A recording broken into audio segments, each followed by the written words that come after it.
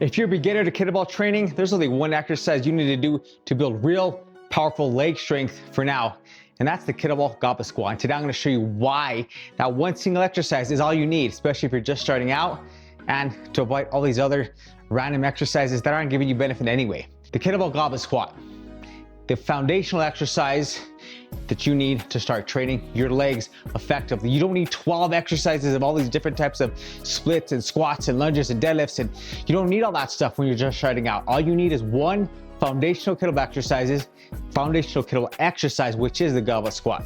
Right? It teaches so many benefits, has so many benefits. I'm going to show you what those are right now.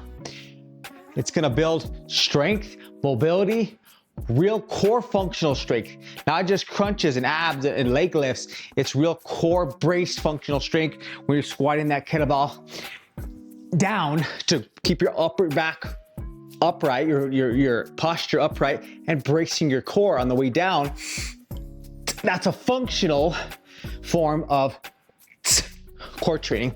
So it's functional strength, it's functional stability and mobility as well, which is the next one. Is going to improve your mobility. As you keep doing more and more squats, you'll be able to go lower and lower, open up your hips, open up your mobility, which I'll show you how to do and how to do it shortly. But just remember that it's going to increase your mobility while getting stronger, while getting better, while developing your leg strength. And it's going to also give you peace of mind because you don't have to focus on all these other leg exercises. Just this one, just a kettlebell goblet squat. Build on that. And I'm going to show you how to program it, how to progress on it, how to increase your reps, how to increase your weight, and how to do it safely and effectively. So the one thing I want to point out for beginners, if you're just training, this may be you. If you're just starting with kettlebell training and you're doing leg training, it's often you can avoid the leg training. You can avoid it because it's hard. You can avoid it because, I don't know, because you're trying to do a bunch of different exercises. Like I said earlier, the squat, the lunge, the deadlift, all this stuff because you're told that's what you have to do. You have to mix it up, right? And have variability. But if you're just starting out, you have to get the foundation first. You have to learn how to squat. You have to be able to get into that squat position before you start adding all this other stuff, like the lunges and the front lunges and the back lunges and the split squats and the deadlifts are important too for swings, but we're not getting into that today. Today's about just leg focused exercise. There's one exercise to build strong, powerful legs. It's the kettlebell goblet squat, all right?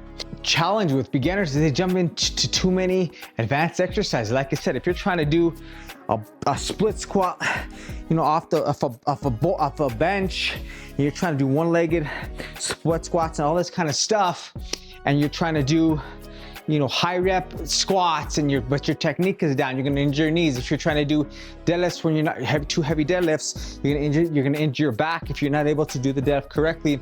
Thinking you have to do all these different leg exercises, maybe side lunges, you're told you should do all this stuff. You don't need to do that right now. You need to learn how to squat correctly first. And that's what the kettlebell goblet squat is going to teach you. Correct squat technique, proper technique, while giving you the benefits of increased strength, mobility, and stability. And may I note, confidence as well. As you get stronger, more powerful legs, you're gonna boost your confidence. The legs are so powerful, they have just such a big muscle group that's gonna send a surge of testosterone through your body. That builds your confidence, especially if you start to do heavier squats and get stronger and stronger. You're gonna enjoy that confidence. That's another side benefit of the kettlebell goblet squat. So why the kettlebell goblet squat? Aside from the stuff I just mentioned, it teaches you how to clean squat pattern, how to do it correctly.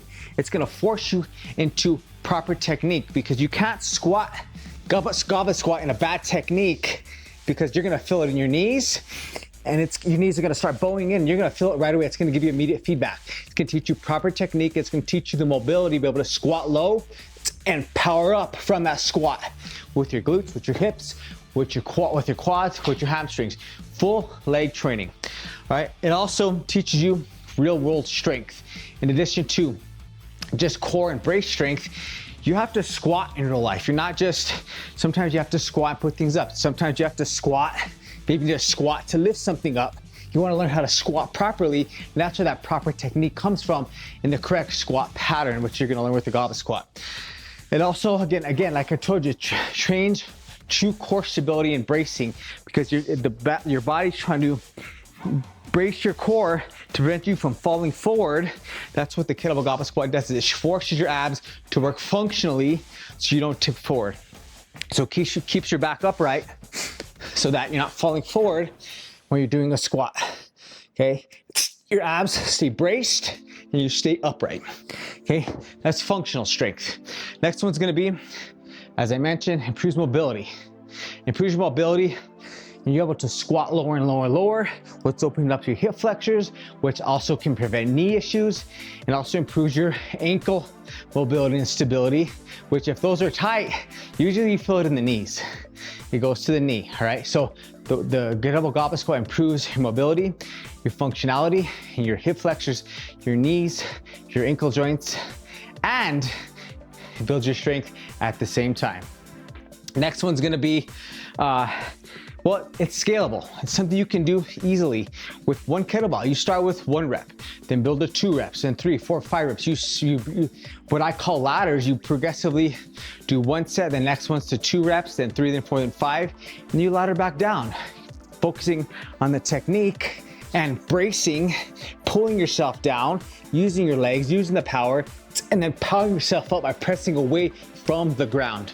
Okay, that's full functionality. That's a simple way to scale, okay?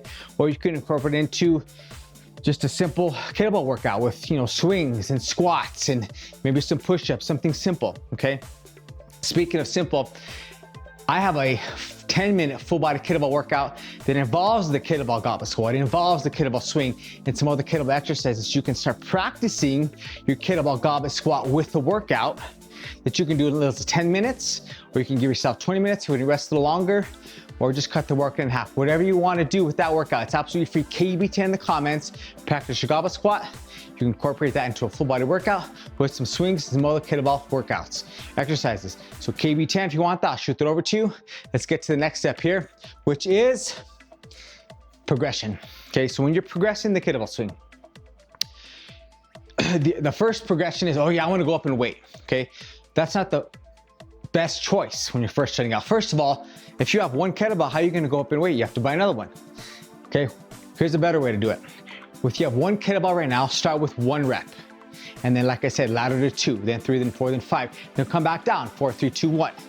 Do that for a week or 2 until the 5 feels easy. Go up to 6, ladder up to 6. But you're not just going to 6, you're building 6, then you have to come back down 5, 4, 3, 2, 1. So you're building 2 more sets. You're actually building 11 more reps, 6 and 5 all the way down. You do that again until 6 is easy. Then you go up to 7, 8, 9, 10. When you have a high ladder and you come back down the ladder, that is a huge challenge. That's a way I suggest progressing, not to challenge yourself.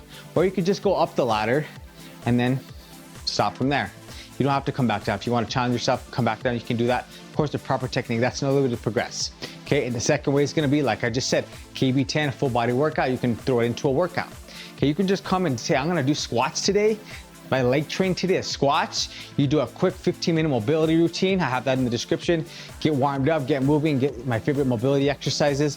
Then you just focus on squats. Maybe you focus on just hold squats, pausing at the bottom, power, lats down, abs engaged, and bracing up. Maybe you go slow. You slow the squat a little bit, and then you power it up, okay?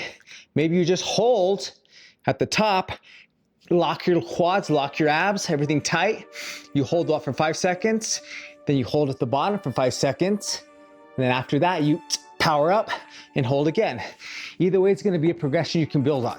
It's time under tension you're getting, meaning longer time with the weight. That's gonna challenge you just in itself.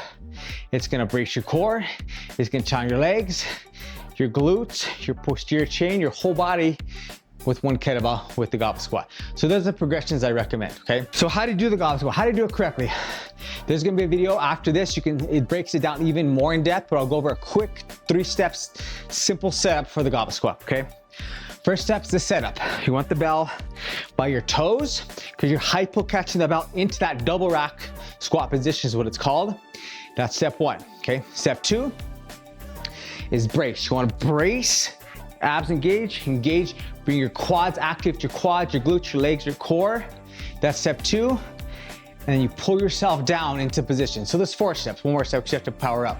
Pull yourself down into the ground. Use your legs to pull yourself down, and I'll show you how that looks in a minute. And then you pause, and then you power away as you press yourself up into the ground. With the key tip here, driving your heels together so your knees stay out and they don't bow in. When you drive your heels together, drive, you're gonna feel the outside of your legs here contract. That means your knees are supported. They're gonna stay out, they're not gonna bow in. All right, I'll show you how that looks. Step 1, hypo catch, ball by your toes, okay? Glutes and hips, catch it here. Position your feet about 10, 15 degrees out, shoulder width apart, okay?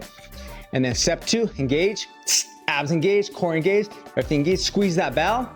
Step 3 is pull down, pull yourself down, controlled. Okay, this is this, and then step 4, pause, and you can drive up, pressing away from the ground as you drive your heels together. And breathe out. Lock out, air in, repeat. Down, up, driving those heels together to keep those knees out. Down, pause, brace, power. Okay. Take your time on these, however many reps you can do with good technique. That's why I recommend the ladder. Start with 1, that feels good, go to 2, maybe go to 3. Maybe your ladder just goes to 3 and you have to come back down. That's fine. Technique is the key. Not going too high in the rep ladder before you're ready for that, because that's gonna cause some knee strain, some knee soreness, some tightness, especially if you don't have the mobility down. You're not gonna be able to do that, okay? Speaking of mobility, if you're only able to squat about right here, you can't come as low as I did, that's fine, that's something you work on. That's why you check out my mobility routine, which is in the description. 15 minutes, loosen things up, get things moving before you do your squats, okay? That's something that you can work on. You need to open up, you need to loosen up. You gotta work on some hip flexion mobility, some knee or some ankle mobility. Okay, some ankle mobility exercises, some stretches so that heel stays on the ground.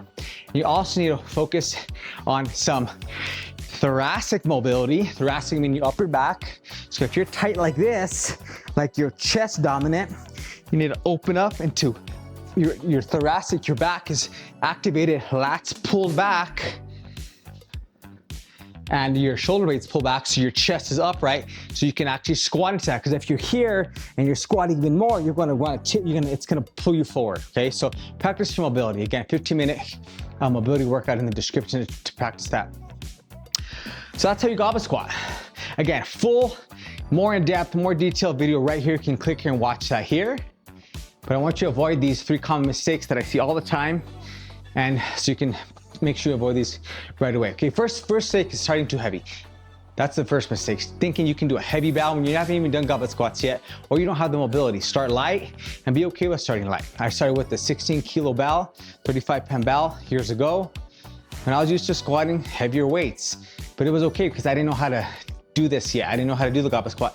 I didn't have the mobility yet, and I was okay with starting with actually this bell right here, which is my first bell, 16 kilo, 35-pound bell.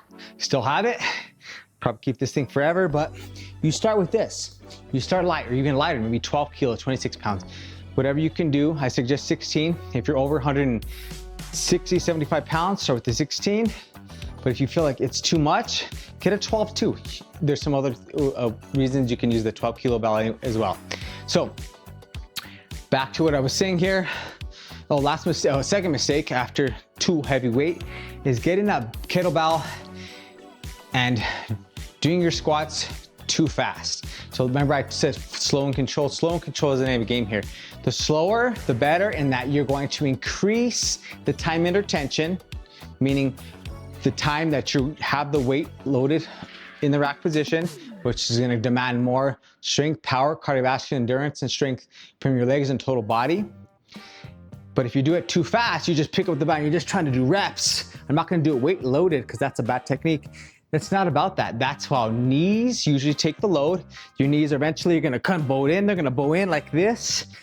And you're probably gonna know it until after, when you wonder, why are my knees aching? Well, you didn't do proper kettlebell squat you just did for reps. So it's not about reps, it's about quality. Okay, that's the second mistake, is trying to just do speed and get reps in. It's not about that. All right, third one is not engaging your core. Remember I told you to engage your core, brace your core first before you come down. If you don't have a braced core, so your abs are relaxed, your back is, you know, hyperextended here, and your legs are just relaxed, and you're trying to go into a squat, you don't have the foundational tension. Tension is key to really pull yourself into that squat. So lock out first, like I said. After you hypo catch it, lock, everything's tight, everything's engaged here, so that when I pull myself down, and I'm under full control. I pull down and everything's engaged, okay? That's a third tip there. Fourth one is gonna be shooting up from the squat too soon. So again, this goes back to the swing. I mean, not the swing, the squat speed. If you go fast, down, up and down, you're trying to just get reps, that's gonna throw your technique off. It's gonna hurt your knees. That can hurt your back as well.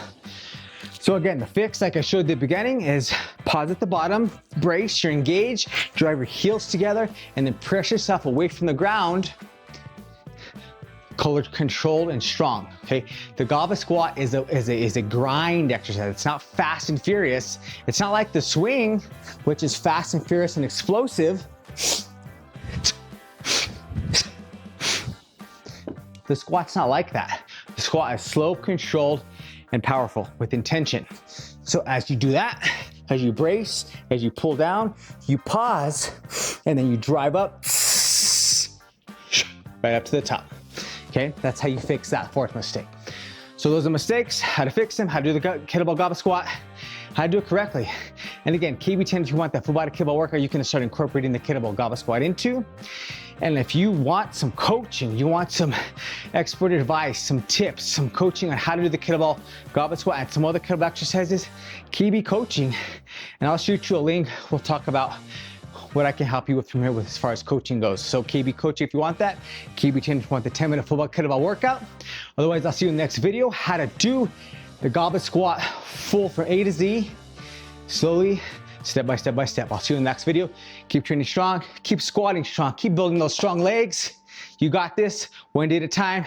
Get after it, train strong.